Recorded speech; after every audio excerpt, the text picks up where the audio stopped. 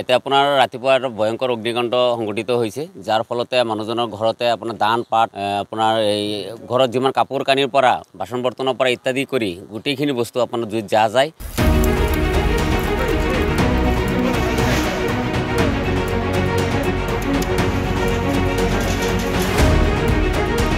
বাহিৰত ব্যৱসায় কৰে আৰু এটো আব্বাস আলী বুলি কয় আপোনাৰ স্মাৰ্ট মিটাৰৰ পৰা স্মাৰ্ট মিটাৰ এদিন আগতে লগাই থৈ গৈছে আৰু স্মাৰ্ট মিটাৰৰ পৰা আপোনাৰ জুইৰ সূত্ৰপাত হৈছে স্মাৰ্ট মিটাৰ ব্লাষ্ট হৈ গৈছিলে ব্লাষ্ট হৈ পেলাই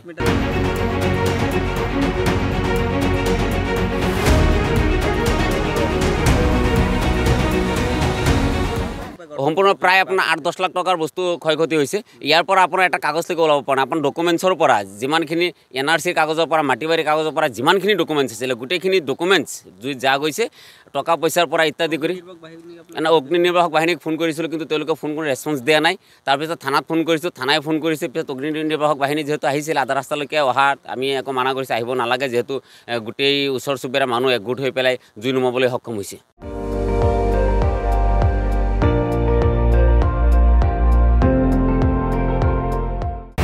আপুনি চাই আছে ND24 সৰ্বশ্ৰেষ্ঠ নহয় সৰ্বোত্তমৰ দৌৰত